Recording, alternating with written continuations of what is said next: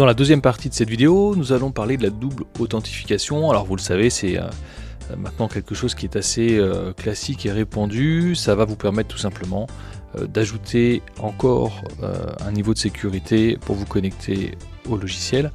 Et vous allez avoir besoin généralement de votre téléphone pour ajouter ce type de sécurité. Donc en fait, il faudra vous connecter avec votre identifiant, votre mot de passe et également votre smartphone pour pouvoir valider l'authentification au site. Donc pour ça, on va cliquer sur ajouter un appareil et on va donner un nom, par exemple, eh bien c'est l'iPhone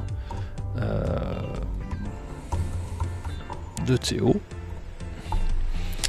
Et on m'affiche un premier QR code que je vais scanner donc avec une application de double authentification. Alors il y en a une qui est très répandue qui s'appelle Google Authenticator, qui est évidemment gratuite et dispo sur l'ensemble des stores. Donc avec cette application, vous allez tout simplement cliquer sur ajouter un code, scanner un QR code et venir scanner le QR code qui est ici. Une fois que c'est fait, il y a un code qui s'affiche, qui est un code éphémère qui dure 30 secondes normalement. Vous avez donc un petit peu de temps pour le recopier. Dans mon exemple, il s'agit de 275 313. Puis je vais devoir rentrer le code suivant. Donc je vais attendre la fin des 30 secondes. Un nouveau code va alors s'afficher.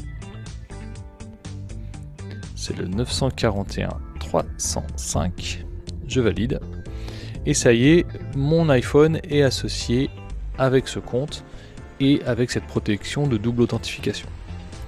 Alors concrètement, maintenant, si je me déconnecte, donc maintenant, si je cherche à me reconnecter, je vais avoir une étape supplémentaire. On va me demander donc ce code de double authentification. J'ai donc besoin de mon téléphone avec moi et du code qui est affiché. Ici, j'ai le 157 655 et donc comme vous voyez, ce code tourne régulièrement et ça m'a permis de débloquer l'accès à mon application. Voilà, je vous invite vraiment à rajouter cette fonctionnalité de double authentification qui va rajouter un niveau de sécurité à votre application. Je vous dis à bientôt pour d'autres tutoriels.